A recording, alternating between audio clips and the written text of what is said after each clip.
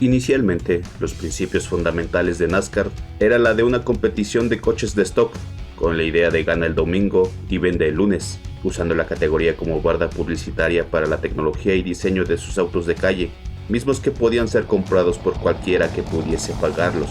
Pero Ford y Chrysler se involucraron en una batalla aerodinámica sin precedentes en 1969 y 1970, el cual se inauguró en otoño de 1969 como el Alabama International Motor Speedway. Pero antes de que esto estallara, para ser más precisos, en 1964 presentó su nuevo motor Hemi. Los corredores de Mopar disfrutaron de un dominio instantáneo en las pistas de carreras y los autódromos de NASCAR, pero a mediados de los 60s, los nuevos y exóticos motores de Ford y General Motors estaban empezando a erosionar la ventaja del Hemi.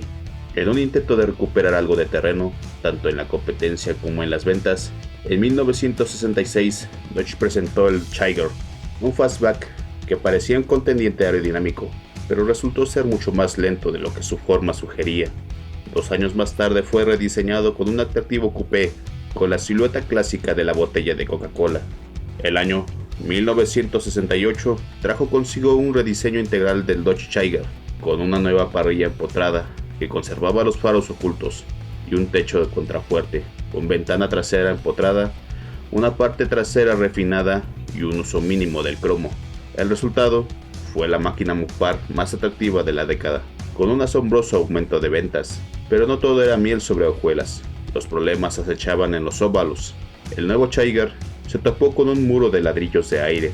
Incluso con el motor Hemi bajo el capó, se descubrió que la parrilla delantera y los paneles de refuerzo traseros causaban muchos estragos en su aerodinámica. Para solucionarlos, Chrysler eligió Creative Industries de Detroit. Para tal encargo, se realizarían varias modificaciones, empezando por la parrilla dividida, que fue descartado en favor de una parrilla montada a ras proveniente del Dodge Coronet.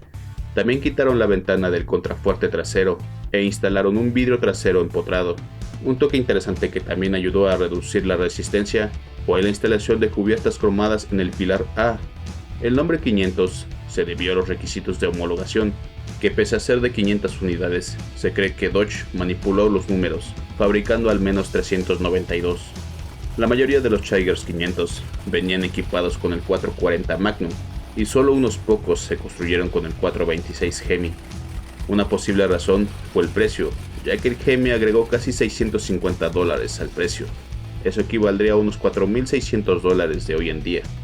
Ambos motores estaban disponibles con una transmisión manual de 4 velocidades A833 o una automática Torque Fleet de 3 velocidades.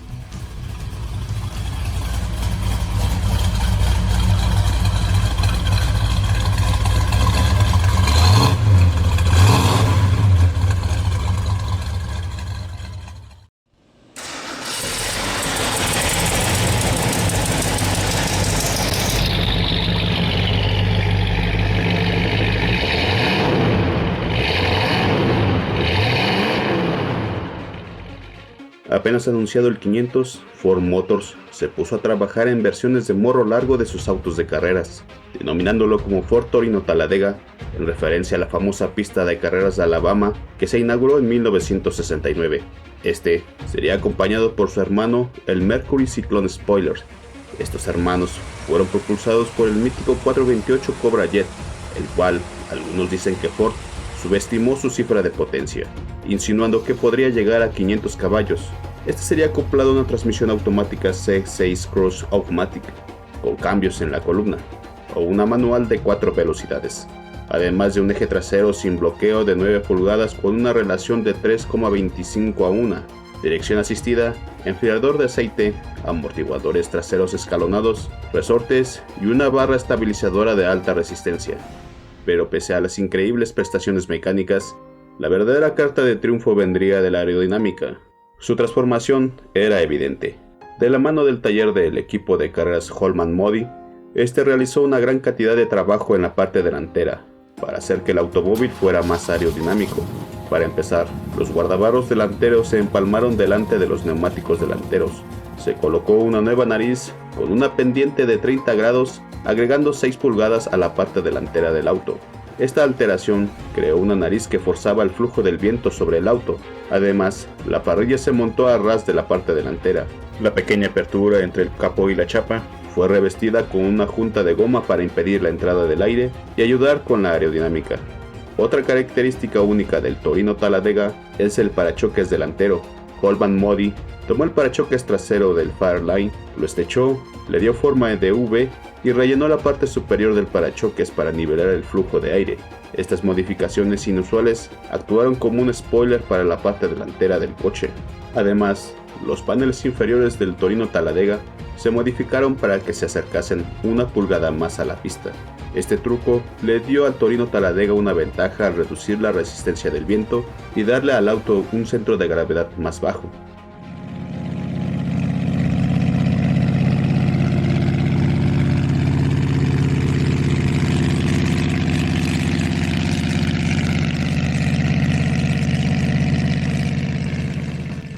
Ford construyó aproximadamente 750 Torinos Talladega en enero y febrero de 1969. Durante las obras libres de la planta de Ford de Atlanta, perdió dinero con cada uno, pero esto fue algo que no les importó, pues ganaron 29 carreras entre 1969 y 1970, además del campeonato de constructores y de pilotos en 1969.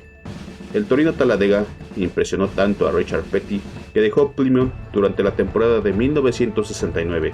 Petty sabía que el Torino Talladega iba a ser un duro competidor ese año, y cuando Chrysler le negó un Daytona, hizo lo impensable y se cambió a Ford. El cambio de rumbo dio sus frutos, ganando 10 carreras ese año, quedando segundo en la clasificación de puntos. Sin embargo, el romance de Ford duraría muy poco, ya que Chrysler recuperaría a Petty, creando algo tan competitivo para 1970.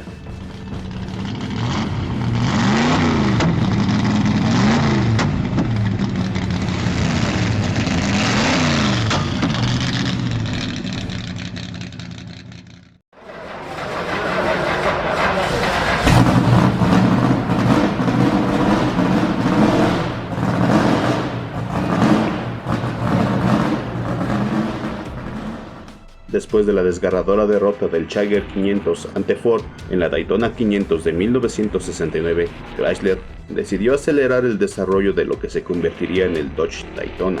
Para gran disgusto del departamento de diseño de Chrysler, trabajaron con especialistas en aerodinámica en lugar de diseñadores, empleando la división de misiles de Chrysler. Además de que Dodge se puso a trabajar en el túnel de viento de Lockheed y en el campo de pruebas de Chelsea. Dodge logró obtener su respuesta, pero la forma y diseño de este nuevo Stock Car, sin duda alguna, sería el detonante de un cambio en la categoría. Cuando llegó la carrera inaugural del Talladega Speedway en septiembre, el Challenger con alas ya era toda una realidad. Creative Industries de Detroit, Michigan, tuvo la tarea de tomar los Challengers RT y convertirlos en el Dodge Daytona.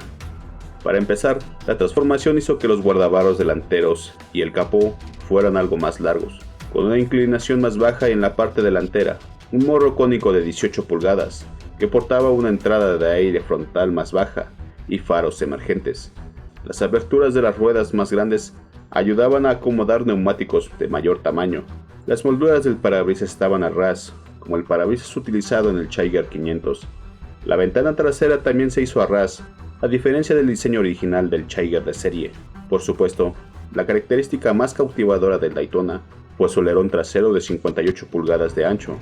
Este se encontraba a 2 pies por encima de la tapa del maletero y proporcionaba fuerza aerodinámica a las ruedas traseras y estabilización lateral. El rasgo definitivo del Daytona causó intriga entre los espectadores de NASCAR, pero sorpresa en los aficionados del deporte motor a nivel mundial. Es entonces que podemos hacernos la misma pregunta de aquella época: ¿por qué el alerón trasero del Daytona era tan enorme? Durante años se ha creído que la razón era simple, ya que solo así se podía abrir la tapa del maletero. Pero en una entrevista, Steve Letto dejó las cosas claras, en un artículo de Road and Track en junio de 2016, cuando habló con John Poyner, quien era científico espacial de la división de misiles de Chrysler. A John se le encomendó la tarea de hacer que el Daytona fuera más rápido, y se le dio carta blanca para hacerlo realidad. John ideó el alerón trasero del Daytona y el cono del morro del auto, para hacer que el Daytona sea más competitivo en NASCAR. De hecho, John pasó una gran cantidad de tiempo considerable en Chelsea Proving Groves, perfeccionando el alerón trasero, comprobando en el túnel de viento que el Dodge Charger Daytona tuviese un coeficiente aerodinámico de apenas 0.28, estando por debajo de todos sus rivales de la época. El problema inicial era que la parte trasera se elevaba a altas velocidades, así que tuvieron que resolverlo drásticamente incorporando un gigantesco alerón. Con este cambio se consiguió aumentar la carga aerodinámica en el eje trasero y hacer al Daytona más estable.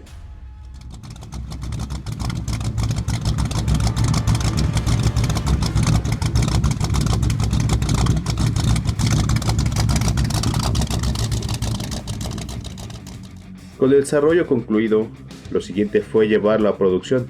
Para conseguir la homologación se hicieron apenas 503 unidades, muy por debajo de otros coches que servían para este propósito. Uno de los motivos era que con sus 5,49 metros de largo, aunque parezca difícil de creer, causaba dificultades en maniobras de aparcamiento, ya que era demasiado grande para su época, y no era un coche demasiado práctico que digamos. El motor estándar del Daytona era el 440 Magnum, con una potencia de 375 caballos y 480 libras-pie de par. El 426 Hemi era opcional con 425 caballos y 490 libras-pie. Solo 70 Dodge Daytona fueron equipados con un V8 Hemi instalado de fábrica en la planta de ensamblaje de Hamtramck. Ambos motores estaban disponibles con una transmisión manual A833 o una transmisión automática Torque-Fleet 727.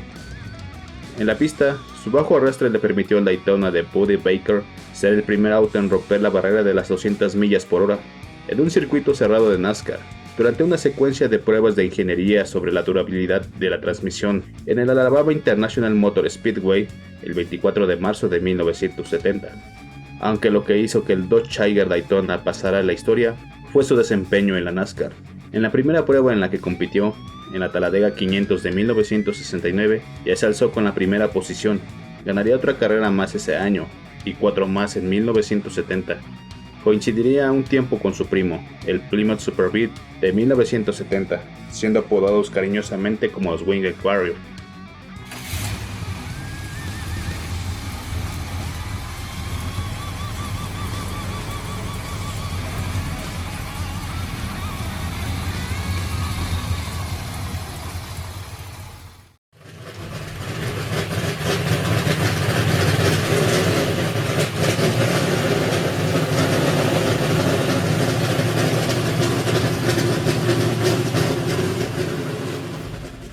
Era el año 1969.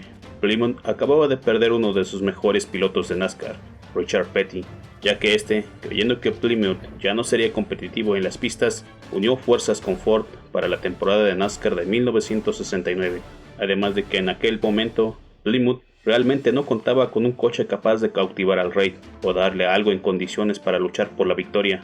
Pero una gestión empresarial hizo que tuviera su propio aerocar en la primera carrera de 1970 en la Motor Trend 500 en el Riverside International Raceway de California. ¿Cómo pasó esto? La explicación es fácil. Plymouth realmente quería recuperarlo, y en un esfuerzo de recuperar la lealtad de Petty, crearon uno de los autos más radicales que jamás hayan corrido en una pista de NASCAR.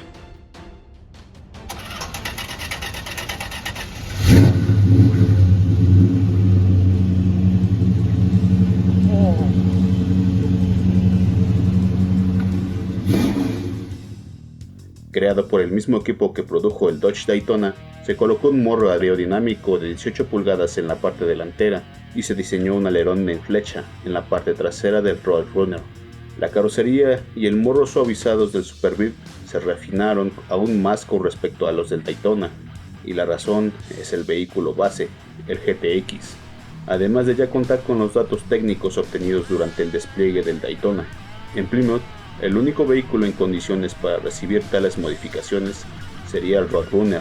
Con un perfil más recto con respecto a la silueta curveada del Charger, benefició aún más el flujo de aire en condiciones de alta velocidad. El alerón trasero destacaba con diferencia.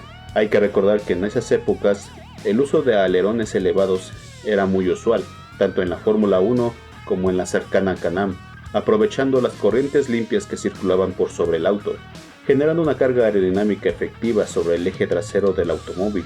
Durante casi 30 años se pensó que la fórmula matemática utilizada para determinar la altura exacta del alerón era un secreto bien guardado de Chrysler, pero más adelante se descubrió que esta inició partiendo de la línea del techo, con un ajuste progresivo para obtener la altura óptima. Las salidas de aire en los guardabarros, al igual que en el Daytona, eran para desahogar el aire acumulado, reduciendo la presión de aire debajo de los guardabarros, evitando su elevación. Para los Superbeats de calle, solo era una mejora cosmética. Curiosamente, Plymouth ofreció un techo de vinilo para su carrero alado, aunque la verdad es que fue para ocultar el trabajo de carrocería necesario para crear la ventana trasera aerodinámica, similar a lo hecho con el Daytona.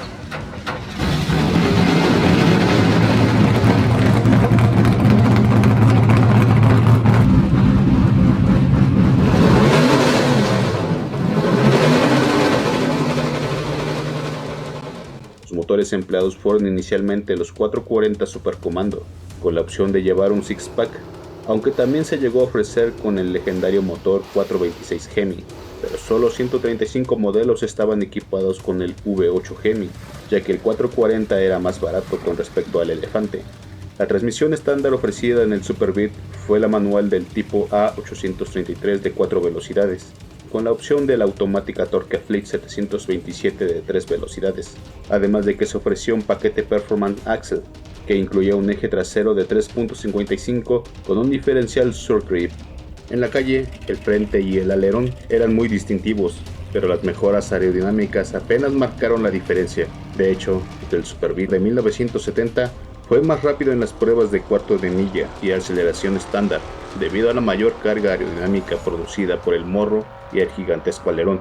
Solo a velocidades superiores a 60 millas por hora manifestaron algún beneficio.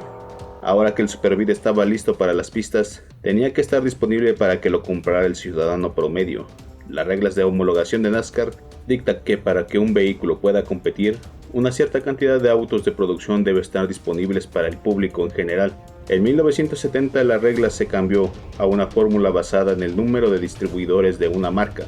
En el caso de Superbeat, el número que hubo que construir para satisfacer esos requisitos fue cercano a los 2000 vehículos, aunque los números no coinciden con el de los distribuidores. Con el nuevo auto, el rey volvió a casa, y no solo eso, ya que Richard Petty ganó 8 carreras de NASCAR y obtuvo buenos resultados en otras.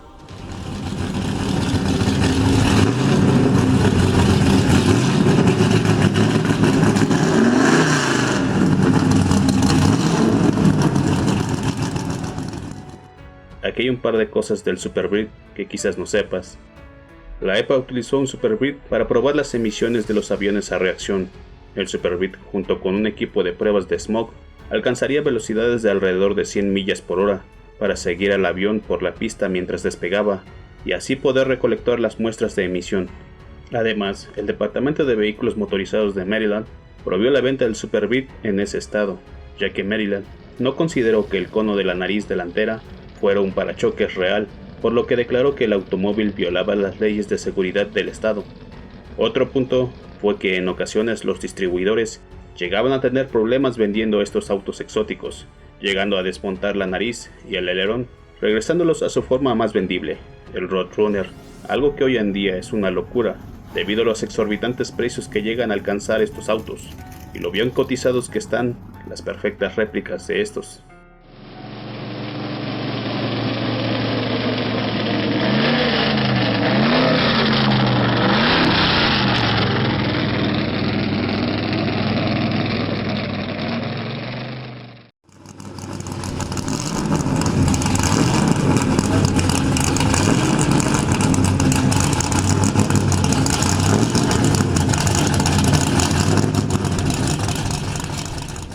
La temporada 1970 fue la cúspide de esta guerra aerodinámica, protagonizada por Chrysler y Ford, siendo en la legendaria Daytona el gran enfrentamiento que demostraría quién acertó con las modificaciones. Entre explosiones de motores y abandonos por accidentes, el duelo finalizó con el enfrentamiento de Ford Holland Modi y el Plymouth de Petty Enterprise, resolviéndose con la victoria del Superbird. Para el Alabama 500, en el Alabama International Motor Speedway, ahora Talladega Super Speedway, uno de los escenarios que expondría el verdadero suplicio que los autos y los pilotos padecían con las crecientes velocidades alcanzadas por estos bólidos. De nuevo, el duelo Plymouth-Ford se resolvió con la victoria del Superbeat, acompañado por su hermano, el Daytona. La Rebel 400 terminó con Ford Plymouth, la 500 de Georgia con la Victoria del Rey con Bobby Isaac, un doblete de los hermanos alados. En Carolina del Norte, Ford y Mercury volvieron a lo más alto en la América 500. La Tidewater 300 vio ganador a Bobby Allison en un doblete de Ford. Bobby Isaac condujo el Dodge Daytona de K.K. Insurance hasta obtener 11 victorias en 47 largadas, coronándose ese año.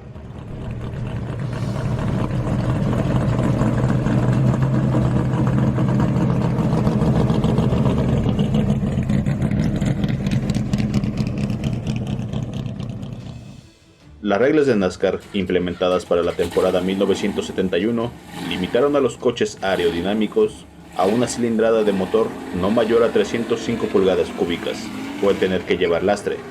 Si bien en teoría todavía eran legales para competir, estas restricciones hicieron que los autos no fueran competitivos. Este fue el comienzo de una tendencia en las reglas que ralentizaron a la NASCAR. Una de las excusas era porque las carreras excedían la tecnología de los neumáticos y con velocidades de más de 200 millas por hora ponían en límite la seguridad de los pilotos, como el accidente de Petty, donde se planteó la implementación de la red de seguridad. Otra teoría yacía en las aseguradoras, que veían con malos ojos a estos veloces autos, mismos que por homologación debían de rodar por las calles. Además, hay que agregar las tensiones en Medio Oriente y la volatilidad del precio del petróleo. Si bien la espectacular lucha entre Chrysler y Ford avivó la audiencia, los costos de manutención y desarrollo llevaría a los pequeños equipos a resignarse de usar alguno de estos aerocars. Muestra de ello fueron los equipos leales a General Motors, mismos que fueron relegados de esta lucha al no recibir el apoyo de la compañía, misma que ya se había alejado de la competencia por no verse relacionado con los trágicos accidentes de la categoría. Bill France Jr. terminó esta era a pesar de que tanto Ford como Chrysler tenían ideas para el futuro de sus aerocars y, para más impacto, aumentó los requisitos de homologación de 500 a 3000 unidades, lo que, junto con los neumáticos insuficientes para las velocidades y una desventaja del motor, terminó con la primera aeroguerra de NASCAR.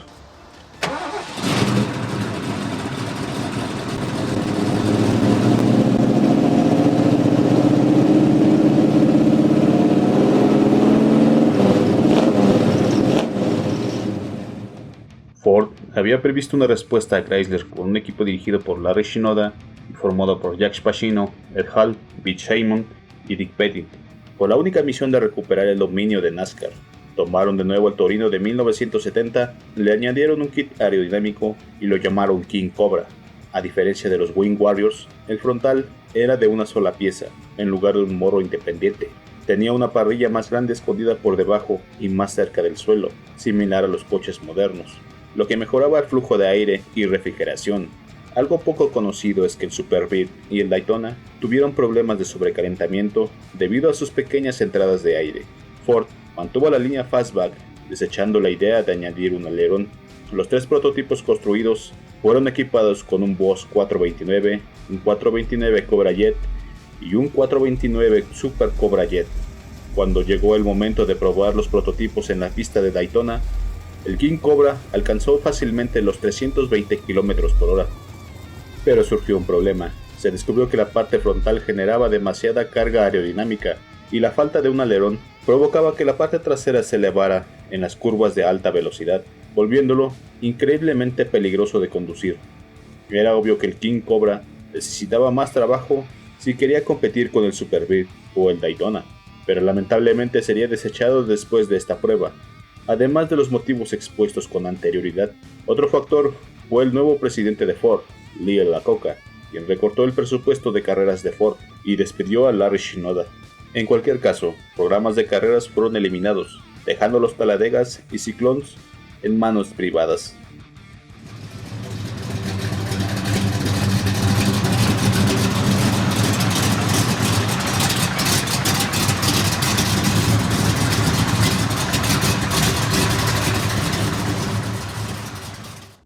Por su parte, Chrysler fue más discreto en su evolución, financiando pruebas de los nuevos diseños de 1971 en el túnel de vientos de la Universidad Estatal de Wichita. El equipo utilizó modelos a escala de los Tigers y Roadrunners, equipándolos con una serie de alerones, conos frontales y otros elementos aerodinámicos.